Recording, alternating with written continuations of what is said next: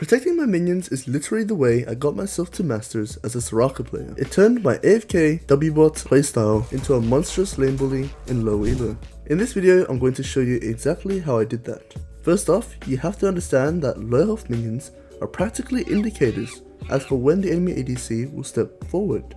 If you don't understand why, put yourself in the shoes of an ADC. You'll want to grab every single CS you can, especially when it reaches a certain health threshold. This makes a lot of players' movement extremely linear in lower ranks and easily abusable up until maybe Diamond or Masters. So let me show you how you can start protecting your minions and punishing the AD carries that want them. I'm going to break it into 3 steps so that you can start practicing straight away. Step 1. Low health minions. The first step is about getting used to identifying low health minions. What we need to start looking at is which minions are getting closer to that 50% health threshold. And this will lead us into the next step. Step 2. Protect the minion. Stand right behind that minion or to the side, depending on your matchup and circumstances. But for the love of God, if you're versing Blitzcrank, please stand behind the minion. Step 3. Punish the ADC. Once you're behind that minion, we're going to react to the enemy's action. They could either choose to hit us, hit the minion, or bait out our abilities. Most likely in lower ranks, it's always the first two. So you get a really easy, predictable trade where they have to keep choosing between CS and trading health, in which enchanters usually win. Now that the theory work's done, I'm going to show you some in-depth examples which will cover a lot of the common scenarios you'll face as a support. So let's get straight into it. Scenario number 1. They aren't stepping up to CS, or they're trying to bait out your abilities. What should you do? In these cases, always look and wait for the auto attack animation, or when the minion gets so low that they have to farm it. Being patient is really the key here. In this gold game, I'm just standing and hovering around this low health minion. I'm trying to protect it, waiting for the Aphelios to commit to a trade or take the farm. And you can see, each time I do it, I easily land a Q or trade him for an auto attack, which over time gives you that winning edge. In short, what I'm saying is, you're not the one in a rush to get a trade. You have time until that minion gets low to put yourself in a good spot and be ready to force the enemy ADC to make a decision. They have to choose to lose their health for CS, or lose CS and lose their health. So, guys, remember, you want to protect the minion and punish the enemy ADC. 2 of the simplest steps you'll ever hear that will get you the highest in rank. So scenario number 2, not really a scenario, but more like possible questions you guys might have.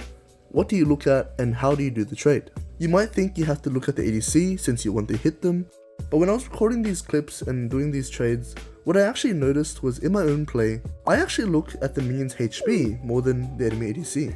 The enemy ADC is just in my peripheral vision, and all I'm realistically seeing is the bottom of the character enter that circle I'm imagining around this minion, because that's going to tell me when they're going to last hit the minion. The big thing here is, like the first scenario, you want to force the enemy ADC into the worst possible situation you can, and when it happens, don't hesitate, just pull the trigger. So let's go into the in-game example again. This was a minion that I wanted to protect, and as Aphelios dips in and out, I'm really just waiting for him to enter the range of this minion. I'm also noticing his movement pattern, and watching the minion's health as it gets even closer to last hit range. And just like that, another easy trade. In this other example, I've got Rell and Samira in Platinum, but it's the same concept, just a bit harder. This time I need to be extremely careful of Rell's positioning, since that could get me killed. So, this time I'm more looking at the positioning of Rell and Samira to see who enters my circle. As soon as they enter my circle, I dip in and out, and we're kind of playing this game of spacing. But the main thing is that I know they want these minions, so when these minions get low enough, I know I can take a really nice trade, because they'll switch their focus from me to the minion and back to me, and they'll keep having to switch, giving me that little edge I need to throw a Q and land it for free. So, scenario number 3, subscribe to the channel. I'm going to be doing these shorter style videos as part of a support fundamental series, and I'm going to begin my unranked to Masters climb as Soraka only. So, if you want to keep up with the videos, you definitely want to go to subscribe, and give this video a thumbs up to tell me I should make more. If you don't, I might have to blacklist you from the coaching Discord, where I help people with their climb fix their habits and answer the questions for free. Now onto the real scenario number 3. You keep trying to apply this, but you're still missing your skill shots. The main factor for this, in my opinion, is either reaction time or where you are positioned and how close you are to the enemy. Some champions have very slow projectiles, aka Soraka, where if you throw it at max range, there's going to be a lag between the skill shot landing compared to when you shoot it closer to yourself. In saying this, one of the many mistakes support do is that they don't position themselves at the right time to actually protect their minions and punish the ADC. The easiest fix to this is just standing directly on top of your minions and being comfortable being in auto attack range. By doing this, you can easily react to the ADC when they auto attack rather than having to move up when they auto attack. Position and timing is key to making sure that the trade actually works in your favor. So, what not to do? The one thing that makes this concept work is discipline. You need to have the discipline to not go for trades that don't follow this rule. Especially if you don't already have your own trading patterns or rules that you already follow, using this rule will help you learn a lot of things about spacing, intention, and trade patterns. You can see here in this clip, in the same game I got lazy and just started throwing Qs and getting frustrated they weren't landing. This only happens because I wasn't really thinking, I wasn't trying to time my abilities and trades to a structure that I know like low health minions and really drives home the point. Protect your minions, punish ADCs, and that's literally how you improve and become disciplined at the same time. If you're interested in coaching, make sure you check out my Discord and give me a free message to say that you're interested.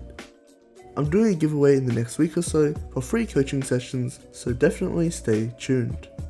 And if you want to stay tuned, well, you gotta hit that subscribe button. So, other than that, enjoy these random Soraka clips that I'm about to release in my unranked to Masters climb. Oh my lord, that could have been the end of me.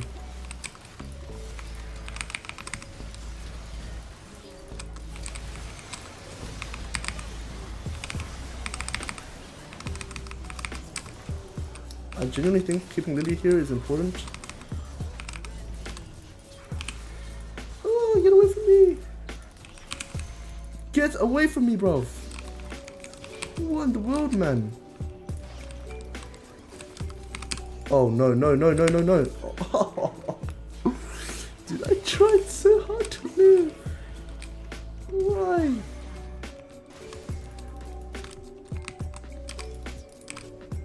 No, I need to land these Qs, man.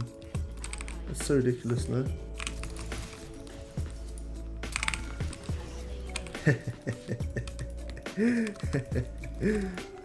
That is so funny. That is actually so funny though.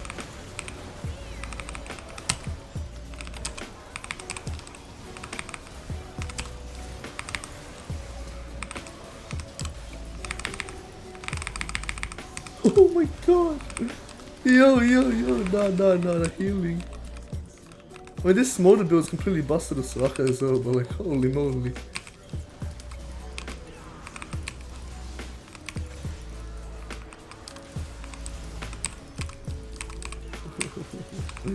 Yo, my fellows. What is happening, man? Yo.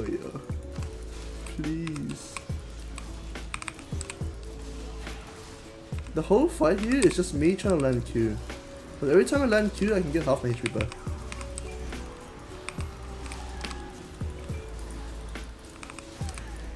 Yeah, GG. Alright, guys. Not bad. Let's go.